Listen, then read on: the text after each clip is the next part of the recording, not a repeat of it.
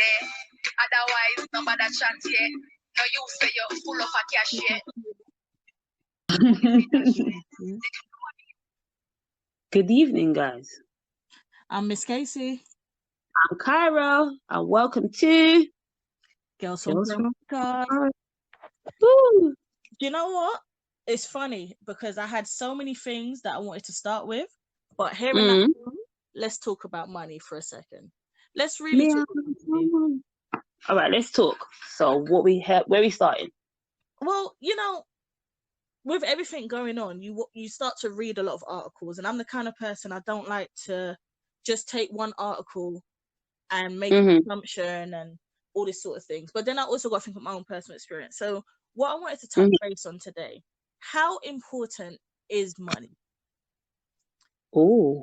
And yeah, how important is money? Because for me, if we're talking from a Caribbean island perspective, technically me and you count as tourists, whether we have family there or whatever. We do not live there, so we are the foreigners. Agree. So for me, I feel like because tourism is such a big amount of how a lot of islands make their money, it's such a large percentage. We've now gotten to the place of how much does the culture cost? So for me, for me, I'm now like, okay, when I go to Barbados, I'm going to use Barbados as an example because that's where I usually go. Yeah. When I go to Barbados, I have left where I am in the UK to come to Barbados. Agree. And when you get there, this is why it's very important to be, to keep in touch with your family and stuff. But when you get there, it's like the island is now catered to you. So I didn't leave my house in the UK to go to Barbados, to go and sit at a bar. And then they have changed everything about what the experience is supposed to tailor. Yeah. So we're now hearing pop hits. Like most of these bars now don't even want to play soca. You know what? That's very surprising as well. Bearing in mind, we're coming to your country to appreciate your culture. Yeah. So it's now to the point where, because tourism is such a moneymaker, it's now almost diluting the culture to appease others.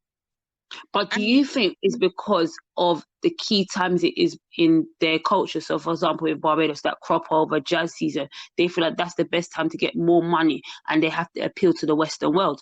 I wouldn't just say that, because when I'm there out of season, there's other things, not just that bar example. It's like me and a local had the same amount of money in our hands buying the same items. The service I will get, because I sound the way I sound, is different to the service they would get. Yeah, that's true.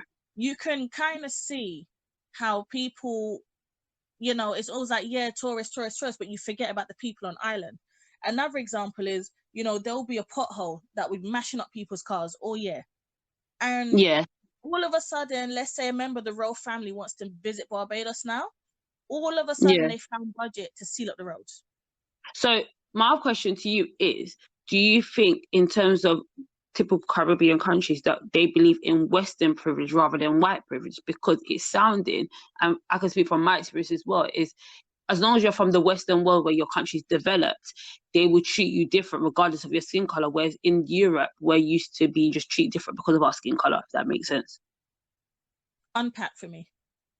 So me going to Barbados, or me going to St. Lucia, my home country, and I'm there with another black local, but because I'm from England, because of the language I speak and how I speak, I'm going to be treated different. The price might go up X, Y, Z, or the service I'm going to get is different compared to the same black person that's standing next to me who was born in the country. So is there a difference between Western privilege, being born and living in a developed country, compared to having white privilege? As much as they are still catering for the white people and the culture or those type of people, even as a black person, you're still treated different compared to your fellow black person. Well, yes, there's a bit of both, because obviously white privilege still exists in black countries. Certain guidelines, the same things that a lot of us will be fighting here in the UK and in the US, a lot of those issues still reside in the West Indies. That's why you see there was a lot of shock factor with that whole article with the child and the hair, which we're going to get into a bit later. But in terms of, at some point, there's going to be a point where you're completely selling out. Because the way I see it is, I've subscribed to you.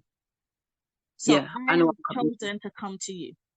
But then there's so many other things that's gone into place. Like, for example, I said a little bit in the last episode, my mum's from that generation where, you know, people get sent for this one gets sent for that one, this one live at auntie, this one moved to New York, this one moved.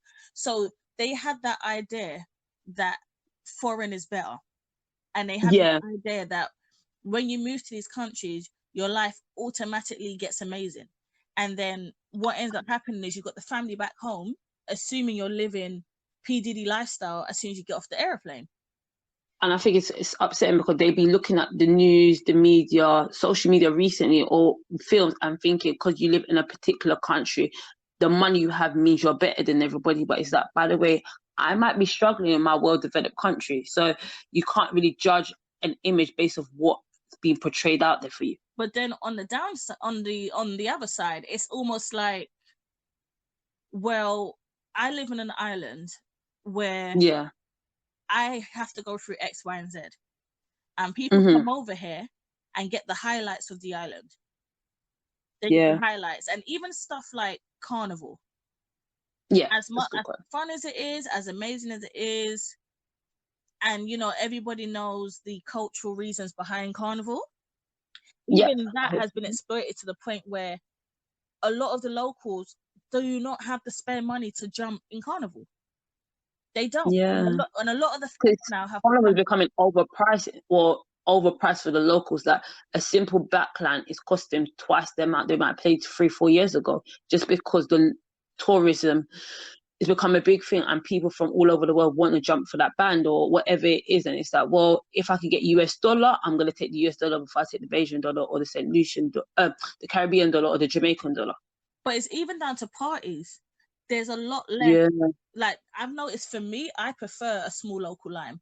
That's just me. That's the way I've been raised. And maybe that's more me being around my family. But they tend to do a lot more quote unquote premium parties. Now, if you're talking, even for us over here, a ticket drop, I'm not going to give an event name because a ticket drop now. And let's say that costs $130 US. We're already going, whoa, and we're over That's a lot of money. So you can imagine you are sitting in Barbados, for example, and you're telling me there's a bet for 260 Bajan. I'm not paying that. 200. So if you feel like people are being, sorry to cut you off, do you feel like promoters, landlords, leaders and stuff like that, they're forgetting about their roots and really catering for the Western market and leaving behind their own people, the people that actually made them successful, because everyone starts from small before they get big?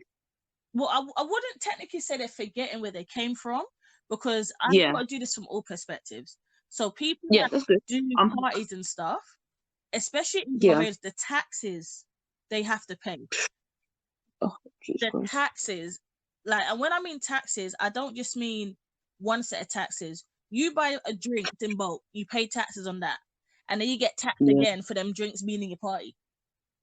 Yeah. So the price of stuff has gone up, but then the amount of money that is generated through Cropover and through Lucia Carnival and Trinidad Carnival, I personally feel like where I'm not actually understanding where the money's going, because I understand that things, you know, go in different directions, different companies make money or whatever.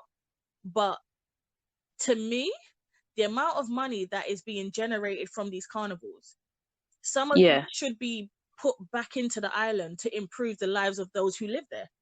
Because my question to you is then, sorry, I'm not cutting you off, but I'm just going to be devil advocate, is, do you think, I'm just going to give an example and I hope you understand it, that money in the Caribbean is more like AliExpress versus Pretty Little Thing, or Pretty Little Thing versus Amazon? Like, they have one product, but because they put a different name on it, they can sell it for 3-4 times more, because people feel that that's where they should be when it's really a basic price, if that makes sense. it's funny you say that, because I saw, like, because of the import and stuff, that's where it becomes overpriced. So half of the time, Yeah. it's not people trying to rob people. Sometimes Mhm. it really is the importing tax. And Mhm. for me, I feel like outside of tourism, there's so Yeah, many other ways the Caribbean can make money. So many other it's ways. true. Because of course there is some, like, through, through alcohol sales and fruit and veg and all that sort of stuff. Yes, we know happen. Harvest Festival But and there's all of so that. many different avenues that I feel like, I'm just going to use Barbados again as an example. If Yeah, they that's good. modernize a bit more, there'll be a lot more jobs for people. For example, us over here, we see something on Amazon, we like We it, want it. we got Prime, it's coming tomorrow. In the West Okay. Indies, they do not have that next day delivery. It has to get imported to the airport, to the post office. You have to go collect that. You got to pay taxes for this. And by the time you've done all of that, you've paid for double your product. So So then that means technically the West Indies is very backwards in their approach to money. yes and no, because Okay, they understand money. They understand how to make money. Everyone knows how to make money. of course. But I feel Yeah. like the idea of, wanting to be up to date in certain things and not the other doesn't make any sense to me. Like, the Agree. unemployment Yeah. rate is way too high for islands that have so much going on all the time. So for me, Mhm. how much it shouldn't have taken a pandemic for food to start offering delivery services. And also, it shouldn't have taken a pandemic where they want to reduce their prices for people to come and move into their country to develop their economy as well. But You should have wanted that from the and not beginning. even just that, stuff as simple as pricing your parties in US dollar when you use ET dollar or Barbados dollar doesn't make any Yeah. sense. Because the Yeah. more you use your currency and the more it's in rotation, you actually increase your own economy. So Agree that. for me, like, I know we've gone into different segments of money, but Yeah, but it's still important. it's just the importance of money. How important is it? Because at some point, you've gone past the What? point where you care about the locals. So it's like, how important is money to the point where What? the island's now I being can exploited to a certain point? Well, money has to be important because when I sit at home sometimes with my family and I hear how family members be talking to them about, oh, you live in a foreign, can you send me X, Y, Z, this, that? Like, you're having arguments with people about your life, but it's like, okay, I hear I live in a foreign, quote unquote, but how do you know how my life is? You don't know what I've done to do that. Just because I'm on a basic 20 grand, for example, not myself, but 20 grand. 20 grand is not a lot of money in the UK, but it sounds like a lot of money to someone back home. So it's for them to understand that, yes, we are living in a well-developed country, but it doesn't mean I am stable. It doesn't mean I'm financially got everything. It just means I live in the UK. And I think they need to start not associating foreign with everything. Foreign is not as great as people think it is, because half the time the elderly, and I can only speak for my auntie, they go back. So if it was that great, they wouldn't have gone back. And people need to understand, we're over here trying to sort ourselves back to go there. Exactly. And From time we're thinking yeah. in our 20s to want to go back. And I'm like, I'm in my mid-20s living my best life and I'm thinking about going back home. I'm not seeing life, but I want to go back home. What does money mean then, really? The thing is, I'm definitely thinking about it more as I get older. Yeah. Because I find Mhm. that the only thing that is pretty much stopping me from doing it at this very moment, I need to plan it better. Because there's one thing you don't want to do is go over there with the mindset of you're on GBP and really you're living off EC. You got to think about how things work and also employment. Because that's so important. there is not a lot of opportunity in the West Indies. It's surprising because there's a lot of talent. There's a lot of creatives. There's a lot of, but a lot of their stuff is export. So if you've got a problem with your bank account and it goes to head office is not in Barbados. Head office will be in a Trinidad or Canada or wherever. So a lot of the jobs that we would be looking to go into, it's exported out. It's like, for example, over here when you might call, I don't know, T-Mobile phone service and the call center in India. Yeah, it's true, it's like a whole different country. It's a complete different culture. And the thing is, our generation, and when I say our generation, for the people listening, we're not going to give any 25. numbers, right? But I'll just say the people who are over 25. Yeah, agree. 25 plus. We ain't gonna get too deep. The over 25. Yeah, the over 25. I don't feel like our generation, or even younger than us, are even interested in sending money home. I think for us, we've heard so much horror stories. We've seen the arguments. We've seen the family split. We've seen the dynamic. The bad side. We've seen so much downside that we haven't actually seen the positive. Like the whole barrel sending money. Sorry, before we get there, I just want to touch on one point that you mentioned and tell me if it's going off topic. But you mentioned about going back and about opportunities in terms of employment. And one thing I remember when I was growing up, especially listening to a few of my aunties talk about their niece and nephew, was they wanted their kids to get into a particular job for money. And going back to the talent and stuff like that, do you think that parents push their kids in the West Indies to go for jobs for money rather than their talent? Because you hear people get law degrees, doctor degrees, and then 5-6 years later they're musicians. And I'm like, hold on a second. I'm not trying to say the UK is anything better, because obviously our parent, well, my mom never really pushed me, but she was very much about, you got to secure yourself, stability. But it's not about passion anymore. It's about how you can financially support your family. And that's what I find in the West Indies. It's about, yes, you could have A stars in all the sciences, but as long as that job can support your family, that's what they care about. It's a catch-22, right? Because it's like, you can't blame parents for wanting their kids to be better off, because they were raised off survival. A lot of them are raised to survive. So it's like, you can understand why they would say, you've got the grades to be a lawyer, and if while you're a lawyer you decide you want to dance on the side, fine. You can understand it. No, because that's what usually happens, and you find people are not happy at their jobs, but they're good at it. It pays, and a lot of time you hear, "Oh, how was work today?" It pays the bills, and that's what it is. But I feel like all of this put together, the whole displacement of the sending money home, the barrel sending. If someone dies, it's the argument about the assets, the house, the land. Like, so much emphasis is put on money, and then it just makes you really think, how important is money? Because to me personally, I see money as something that's going to come and go. But you see, when you're not mentally okay, when you're not happy in what you're doing, those things can't be fixed with money. And people always like that meme, like, would you want $1 million or a Lamborghini? No, what was it? $1 million or what was the other one? Or they'd be like, would you be happy with 1 million for the whole year or 2,000 every week? They always put emphasis on how important money can be for the long term or the short term. And it's sometimes it's always them crap ones, like, would you prefer I know what you're talking about. I can't remember the exact meme, but there was one talking about, would you rather meet the love of your life or have $1 million? And someone said, well, I'll just be single with my milli. And stuff like that. But I just feel like all of these different avenues of how money affects day to day, it then also alters the way we see money. So I've never done a partner hand, but I know my family members have. It's the whole, I have. If we're now going to go into how we understand money, would you say you understand partner better or credit better? I understand partner better because it's very black and white. Credit, I'm learning everything I do, how I spend, what I ask for, what I loan, all of that. It does impact me in the long run.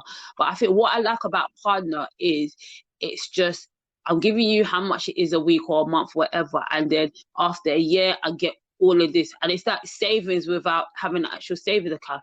But after I remember me and you having this conversation about how if you just save, that could impact your credit score. I wasn't really brought up to really understand it because I used to see my grandma do it, then my mum done it, and then I'm doing it. I've seen my auntie, my godmom. It's just that quick, easy money. It's basically like drug money, but not drugs, if that makes sense.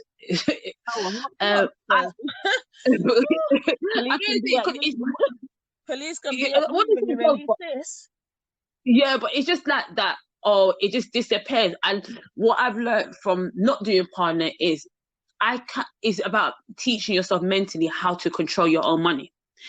And I think as much as it's the way someone else can look after your money, you can look after your money. If you know you got stuff to do, you can put it away. But I think because we live in a generation where quick, easy money is all we think of. I'm not saying me or you personally, but how a lot of people think. You can go on the timeline and look at it, and people always want to show off. So sometimes saving and thinking about credit score is the last thing. It's only when someone's like, oh, I want to buy a car or I want to get a house, then they start thinking about, oh, I should have really done X, Y, and Z before I started thinking about it now. So it's doing the small thing from when you're young that if impact you and make it you better in the next 4 or 5 years. I think if they taught us more in school about how credit's important and the importance of savings, I'm not trying to, I don't think I would have done partner. That's basically it. But I enjoyed it. It was fun. So getting that little $2,000, I enjoyed it at the end. But on the flip side, because I really don't want to lose this point, because I know how we are. I know how we are. Yeah. In response to how, you know, a few Caribbean islands were regarding the whole COVID situation, Mm-hmm. do you feel like they put money before local lives? Well, yeah. You know what? Surprisingly, I feel like the West Indies dealt with COVID the best. As much as for the first time I really saw them be selfish and worry about their locals. As much as the Brits and the USA people came over, as soon as one of those brought it in, they were like, no, close the borders, XYZ. But I think now as COVID is dying out, quotation, they're slowly letting us in because obviously you got to prove that you've had the test, and now they're starting to think about tourism and how they can build their economy, because obviously, as everyone knows, most carnivals are between now or July and the end of August, and a lot of these countries are missing out. And it's like, okay, so for example, what I was reading about with Antigua, St. Lucia, Barbados, for example, being countries that saying that you can come over to our country, and before, for example, in Barbados, it's that you need to have 500k to come in, but now all you need is 100k. It just means they're doing any little thing to bring back their economy. So in a way, they are working to support their locals, but they're thinking about the longevity, because we are going to go into a recession soon. And as much as people think, yeah, we're going back to normal, COVID over XYZ, the reality is all countries have been closed for 3-4 months. That's a lot of money to lose in this world. And it's a lot of jobs too, because you think about the people who work in hotels, bars. The things that we take for granted is important. So example, like you gave the bars, the hotels, like when I'm on holiday, I'm sorry, I'm not making a drink. I'm asking the bartender to make the drink, and I will pay $50 because I am on holiday. But for them who haven't had a job for 3-4 months, that's a lot of money. And I do think potentially partners could become a thing, especially if banks don't know how to recover from it. And people want to feel like their money saved. And I don't know what people have done over COVID, but if you've had to do what you've had to do, you want to know, okay, cool, if I start giving X, Y, and Z to look after money after a year or two, this is how much I get. So if there is a recession, I need some covers for my rent for the next 3-4 months. So people are starting to think for the long term rather than the short term. I think that's what COVID's done in terms of money. I don't know. Anyone that doesn't agree, please let me know in our Instagram or on Twitter, please. We definitely want everyone to get involved in the conversation. Don't forget, we are on Instagram, Girls from Foreign. We are on Twitter at GFF_pod. Use the hashtag Girls from Foreign, and we're just trying to have a conversation about money, because I find, for me, I hate Why do you hate the topic? I don't like the topic because I don't like. I'm trying to find the best way to explain it. So, are you uncomfortable talking about how much you earn, the purpose of your money, what you do with your money, XYZ? The thing is, the only thing that makes me uncomfortable about talking about money is the fact that I think we've lost that sense of community where you can feel comfortable enough to have these conversations. So, do you feel like we had a community? Huh? Do you really think we had a community when it came to money? But this is why I'm saying it, because back in the days with our parents and stuff, where partners were so much more fluently happening, you had more of a trust. You had, it was a situation where, you know, Black people were really pushed out of the banking system. So this became their way of having their own sort of loan service in a community kind of thing. now I feel like there's a whole bunch of like, this person got to be better than that one. This one's stunting on this one. This one got to show they got more than that one, and all of this stuff. And you know what's funny? People will have an empty fridge, but they will have a designer belt. Oh my, they've taught the things, boys. I always say, don't green eye people because you don't know how they got their money. You don't know how they get their items. You don't know how people get their stuff. And I think the whole reason why I'm uncomfortable sometimes talking about money is because I don't value it as high as most people. Like, for me, obviously, I'm not stupid. I understand that you need money to pay for your rent and whatever is your mortgage. I understand what money is there for and what it is to do, but I don't put money above people. You know what? That's a good thing you brought that up, because I completely opposite to you. No, I don't like. And I think, I don't know. And the reason why, no, I think you're doing it correct. And you know why I say opposite, but we're very the same, because this is why I'm happy you kind of said what you just said. It's because I think, because for the last couple of years, money has been important to everyone else around me but me. I look at money like, shit, do I need to be making X, Y, Z to make everyone else feel comfortable? Which shouldn't be the case. But when, as an older sibling, when you feel like you have to provide more for others, when you just naturally feel like that, or whatever it is, I could be wrong, not every older sibling feels like that. Sometimes you look at your money like, do I have it? And if that makes sense. I see money as something that is needed to survive. So I see money as something that you use, you know, for your living. You need it. You need money for certain things. Like, we all understand what money is used for.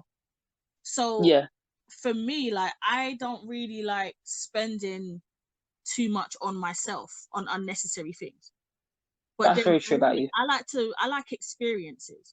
So for me, even if there were these pair of heels that I really, really wanted and they just happened to be designer, instead of me paying £400 or £500 on that, me personally would rather go on vacation. Maybe it's a small Europe trip or whatever. I would rather, for me, that is money. That's how I see it. But then you get people that are so obsessed with money and everything is about money, and they ain't even got a good character. Like, you can just, I don't even know if I'm making sense. Sorry, I got to answer this question. I know this is off topic, but it's not on topic. So do you think the younger generation, I can only talk for what I see on social media, because they're hustlers when it comes to money. And they're hustlers in a way that I envy, because they have what they have, but they still put products, do what they have to do. Do you think the younger generation are better at handling the money than our generation, or they just better at promoting their business better? I know it's way off topic, but it's just seeing how them lot can be in a designer everything, but they've got so business, and I'm like, how do you manage to do it? But not everybody. I think for the younger generation, remember, for us growing up, we didn't have, you know, the Instagram to go and see what your celebrity's doing right now in this moment. Our influencers weren't celebrities like that. So they're looking at Love and Hip Hop and they're doing all shard at 18. I am yet to step in the shard, B. Me neither. For me, I like food on my plate. Now, look, I'm not against, you know, the nicer things in life, but for me, I shouldn't have to go, if I'm going there just to show other people, look what I can afford, instead of me genuinely wanting to go there because I genuinely enjoy something there. Like, there's a certain dish that I just love from there. If I'm going there just to take the picture and say, look what I can do, look what I have, it's not making sense for me. And I think with me coming out of a family where my parents didn't deal with credit, they dealt with the whole partner thing, and they didn't like what they called unexpected bills. So they structured everything in a way where this money was for this, that was for that, anything left over, great. But then I find in our generation and younger, money became so much more of a big thing. Like, to me, the job you have today, it's amazing. Look at, there's pilots now working in Tesco. 2 different pages, but it's 2 jobs, right? It's still money, making a coin. But COVID kind of just showed you it doesn't matter where you are in life. Sometimes you're going to be humbled and things are going to be put to you that you didn't expect. So don't always expect that you're, as much as you want to live comfortable, sometimes can't be cocky with that comfortable, because you have to always expect the unexpected. But this is what I'm saying. Like, the cost, the amount of money it costs to live in London alone. Oh my days, and red then you add in car. Oh then my that days. car need insurance. Then you need to MOT. Then you need to Then you pay got money to petrol. park it outside your house. And all these streams have come in. And then that same car Congestion you're paying for, charge. you only use it on the weekend because you work in the city. So you still go get public transport. So all of these, and even down to like how we go on vacation. A lot of us, you know, we see a flight, we're like, oh, you know what? Crop over next year might be the move, you know. You see a flight price, it look attractive, you put a deposit, 2021. and you plan and you pay down. But no, I know, but that's good for, that's and that's what we want to rep thanks Newmont and other agencies like that, because they give us the opportunity, which people back home need to understand, and why being in the foreign is not as great as it may seem. We have to put a deposit down just to cover ourselves for a year, but we live in a foreign, quote unquote. But this is what I'm saying. So, it's like, I can understand from one end is that we come over and we see the island in highlights. So we come over and yes, some of us do jump frontline. Some of us do jump backline. Some of us are in every fit. But what people don't see is that it's a whole year planning, and it's a whole year, you know, putting money down, putting down. So and also what people need to understand is, sorry, just cut you off. And what people need to understand is we work so hard for our money that we want to enjoy every penny of it. And that's another thing people forget. It's not like it's free money that's just able to just throw out like that. Well, everyone works hard for their money. I'm not going to say that. No, I'm not saying that. No, I'm just saying how we look at a holiday back home is different. And so if I'm spending 2 weeks out there, I've worked hard to enjoy this holiday. For me, that's how I look at it. Sorry, I can't speak for others. I don't like the opportunist vibe. So for me, if I am somewhere, whether I'm in the West Indies, whether I'm in the UK, whatever, if I am somewhere and let's say I'm at a restaurant, I've ordered food, I've enjoyed, the waiters are really friendly, you know, very inviting, whatever. A lot of the time you would end up tipping or doing a keep the change, whatever it is. I can't speak for other people. It all depends on how much or whatever. But the whole thing of, if I go to buy something and the person in front of me now gets a cheaper price than me because I sound the way I sound, I have a problem with that. Agree. Because suppose I had moved to the island 2-3 years back, but I just ain't caught an accent yet. Yeah. And it's the whole thing of, because you're not from here, we must exploit. And I think that whole exploit attitude has caused that disposition where our generation is not sending money back home. We're not, because we've seen our parents break their backs for years. Not sending money home. I think it's the expectation of I must do, and we don't. Yes, for me, I'm not doing something. I'll do what I want, not because you told me I must do it. Doesn't work like that. Whereas our parents feel guilty for this auntie, this cousin, this nephew, this niece. No one can guilt trip me to do anything. So, do you think that mindset will ever change? Yeah, because I don't, as you kind of said at the beginning of the podcast, our generation is not like our parents' generation. Our parents' generation feels bad because it goes back to for the whole, for example, back in the days, parents would leave their home country to come to any part of the world and then send for maybe their 2 or 3 kids to come over there.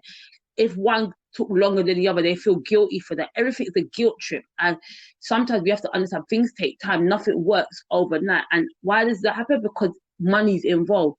Whereas for us, I don't think we feel like that, because we understand that, look, things are a process. It's going to take time. We're going to get there. When we get there, we get there. But don't guilt trip me to get there, because I'm doing what I've got to do. If that makes sense.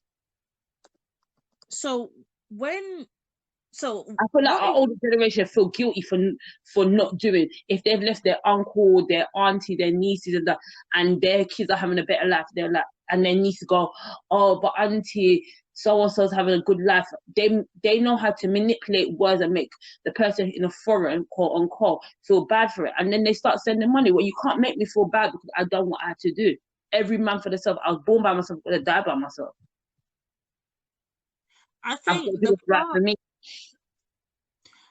the part where it gets upsetting, like say what you was planning to move to St. Lucia. Yeah. And you've trusted your family members to oversee, you know, your house getting sorted out. Yeah. You've done your bit, you've sent the money, you've made sure that the right things are gonna get ordered, you know, you've seen all the invoices, you've done your bit. Yeah. And you get to St. Lucia and there's nothing but one dead stone and open grass. I'm mad. And I've heard so many stories like this. I'm mad. Where everybody was living bossy off the money you were sending back, thinking, I've got more time. This is the stuff I'm talking about. Like, at some point, how much does money matter to you? Well, it seems like that's a good way of ending it. Money means trust. Money means trust. In a sense of, for the example you gave about, say, me going back home and I've seen everything and I get there and there's one deadly stone, that means I have to trust the people I'm sending the money to, that they're going to be loyal to me and do what they have to do for me. If not, what was the point? I could send you 10 grand and I'm not seeing 10 grand worth of anything. Why have I sent you? That means that you broke the trust. So as much as I could do everything and support you, you haven't done anything to be loyal and support me too. Why must I give you everything I work for you to just turn your back and do that to me when I've never done you wrong? Money means trust. That's my opinion on it, unless I'm wrong. And you know what? I think that's a good way to end this segment.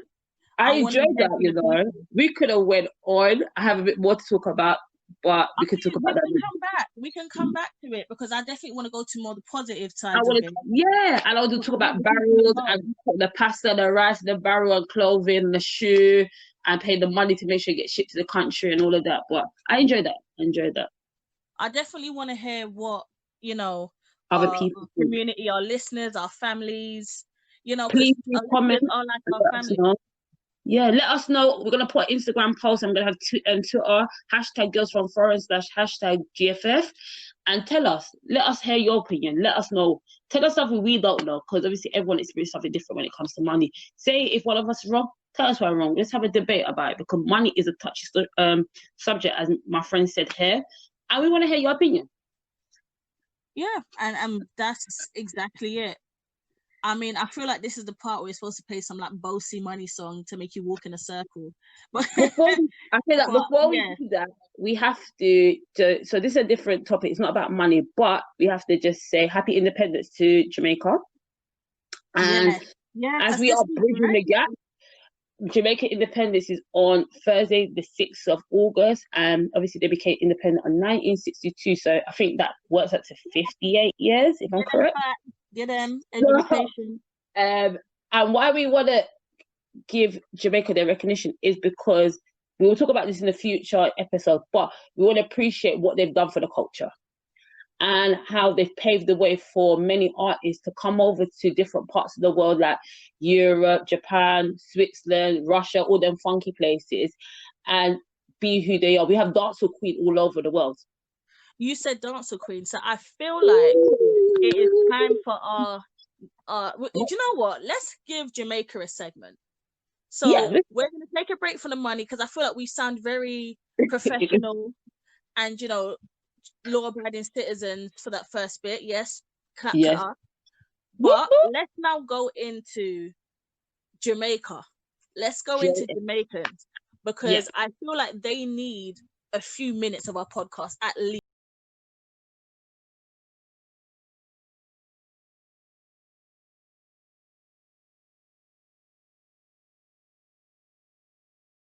I want to do something different. We didn't actually plan this, but I want to do something different. Okay. So since we're talking about Jamaica, since talking about their litness, since their independence is probably going to be the same day we drop this episode. 100%. What is your favourite rhythm from Jamaica? Because I can give you mine. Everybody knows mine. You know what? If you play it, please, I beg, only 10 seconds max, give me none of money. Underwater rhythm is one of my favourite. Marshall's song on it was my favourite. Big Fat Fish. Wow. But I tell you, I can't Jamaican lie. rhythm that you chose the Trini But on the I track. can't lie to you, Kingston Hot by Beanie Man on that rhythm is everything. Like, Mr. Baker's Sucky Ducky is everything, but Kingston Hot by Beanie Man on that rhythm is one of my favourite rhythms. But I have to shout out to Ecstasy Rhythm, because Beanie Man and Elephant Man did it. Elephant Man, Romeo Must Die. If you lot don't know it, play it. Romeo Must Die. I will be putting a link to my dancehall playlist as well. I'm telling you, that is everything. But also, I think we should need to give a big shout out to Lady Saw. We understand. Listen, Bossy Marion, You know yes. she got to the church. She used to come back real quick for independence. She said, come and meet me at my friend though. What? Tonight. You're right. But she was what women aspire to be. Like, confident in their body, said it how it is, and felt no way. And that's what I love about Jamaicans. They feel no way about people. People can chat them all they want. But once they live their truth, you cannot say anything. It's because they have the supreme suck your mother. A Jamaican suck your mother I'll burn you. is the one. Anyone else can take you suck your mother. But you see, when a Jamaican tells you suck your mother, You feel it. not only do you feel the type of way, you won't be able to talk to your own mother when you get home because of the instructions you've been given. And if you tell them something about your mother, there's a counter argument. In fact, I saw something online. Yeah. Someone told someone to suck their mother. Someone said, that's really offensive, my mum's past. They said, what, you don't have shovel? I said, look, leave these people alone.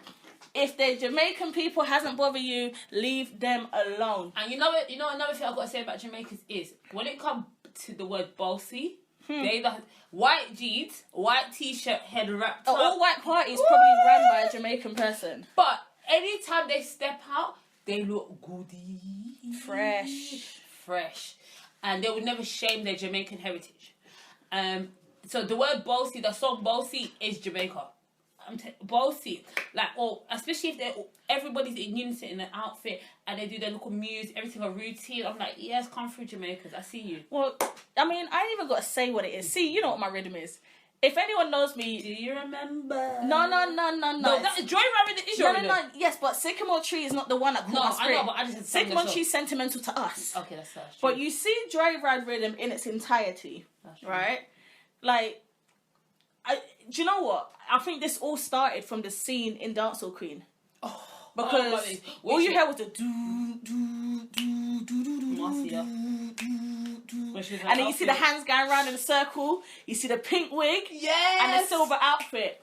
And you know what? When we was younger watching that film, movie, everything, we wanted to watch it so many times for the music and dancing. When you get older, you understand the storyline. But that particular scene, it started something. And Joyride Rhythm, the thing, you named a few, but the one that touches my spirit is Joyride Rhythm. And you know what? It's not just anyone on there. You see when Tanya Stevens comes in. Good up, Tanya. People need to rate her. Give her money. When she comes in, that's when you've already walked in your circle. This is officially episode 2 of Girls from Foreign. Get involved in the conversation. # Girls from Foreign as well. We want to hear your opinion on everything that's going on. I want you to give us your opinion of what we've spoken about. In fact, let's just make this whole community thing. Let's talk about the good things about Jamaicans. Your favourite dancehall rhythms. We want to hear everything. And don't forget to follow us on Instagram, Girls from Foreign. Follow us on Twitter, GFF_pod. And get the hashtag going. # Girls from Foreign on GFF. Alright, we're done. Hey. Wait, that wasn't even 10. That's her done. Alright, we're At gone. the sweetest time.